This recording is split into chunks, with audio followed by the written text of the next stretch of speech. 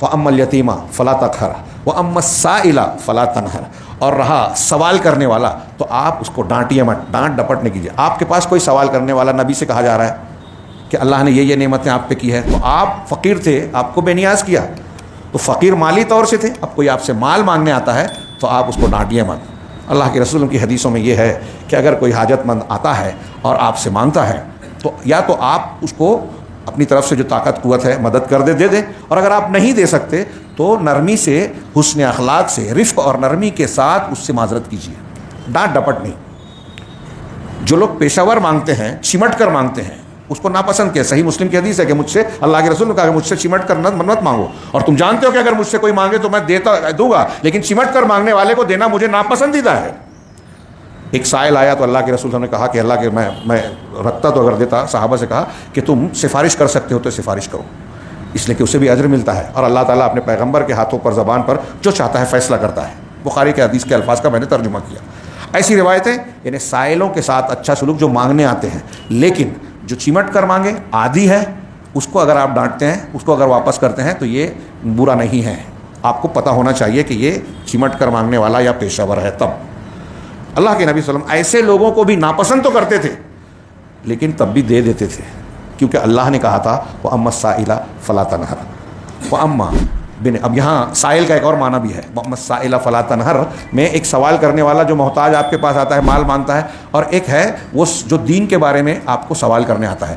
پہلے سوال کا تعلق ہو جائے گا کہ آپ کو فقیر پایا تو آپ کو بے نیاز غنی بنا دیا اللہ نے، اور دوسرے سائل میں علم کے متعلق، شریعت کے متعلق، دین کے متعلق اگر کوئی آپ سے سوال کرتا ہے تو اس معنی کے اس کا تعلق ہو جائے گا وَوَجَدَكَ ضَالًّا فَهَدَىٰ کہ آپ کو اللہ نے ہدایت دی، آپ راہ گم ہوئے تھے، آپ کو ہدایت دے دی، تو آپ کو جس طرح ہدایت دیا آپ کا کام ہے کہ دوسروں تک ہدایت پہنچائے.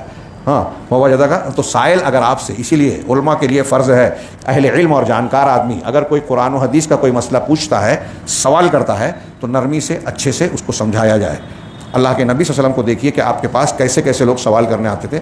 بعض نے تو آ کر آپ کے گلے میں چادر تھی کھینچ لیا، بعض نے آپ کا کپڑا کھینچ لیا، آپ کا بال پکڑ لیا، پھر بھی آپ دیکھتے تھے کہ آپ کی علم اور بردباری میں فرق نہیں آتا تھا. آپ ان کو بھی اچھے سے جواب دیتے تھے، سمجھاتے تھے. ایک آدمی نے آ کر نیا نیا اسلام قبول کیا تھا، مسجد میں پیشاب کیا، صحابہ اس کی طرف لپ کے آپ نے لوگوں کو روکا کہ اس کو مجبور نہ کرو، اور بیچ میں پیشاب روکنے پر ان کو پیشاب کر لینے دی. پھر ان کو بلایا اور صحابہ سے کہا ایک ڈول پانی ڈال دو، اور بلا کر ان کو سمجھایا کہ یہ اللہ کا گھر ہے، یہاں پیشاب پاخانہ نہیں کیا جاتا، کوئی گندگی نہیں کی جاتی. آپ نے سمجھایا انہیں.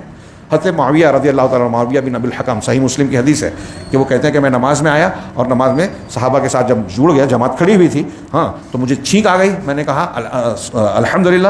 تو صحابہ کرام میری طرف کنکیوں سے دیکھنے لگے. میں ان سے کہا یہ کیا ہے، یعنی بات کر رہے ہیں یہ نماز میں، صحابہ خاموش ہیں، اشارہ کر رہے ہیں اس کو خاموش ہونے کے لیے، لیکن وہ سمجھے نہیں. پھر جب سلام پھرا تو حضرت معاویہ بن ابی الحکم رضی اللہ تعالیٰ عنہ کہتے ہیں کہ نبی کریم صلی اللہ علیہ وسلم نے پوچھا کہ کون شخص تھا جس نے یہ کیا. میں نے کہا میں ڈر گیا، لیکن میں نے کہا کہ آپ نے بلایا. اور پھر اس کے بعد کہتے ہیں کہ آپ نے جو مجھے سمجھایا تو مجھے کہا کہ دیکھو یہ نماز، اس میں بندہ اللہ کے ساتھ سامنے ہوتا ہے، اس میں یہ صلاۃ جو ہے تسبیح ہے، تحمید ہے، اللہ کا ذکر ہے، قرآن کی تلاوت ہے.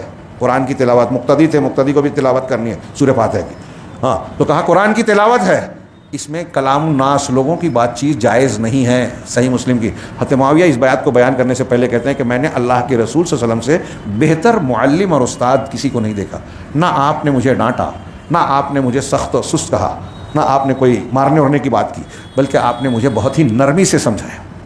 یہ اچھے معلم اور ضرورت مندوں کو دین سکھانے کا جذبہ ہے. وَأَمَّا السَّائِلَ فَلَا تَنْهَرْ کا یہ عمل تھا. جب اللہ کے رسول صلی اللہ علیہ وسلم کا یہ عمل ہے تو ہمیں بھی ہونا چاہیے.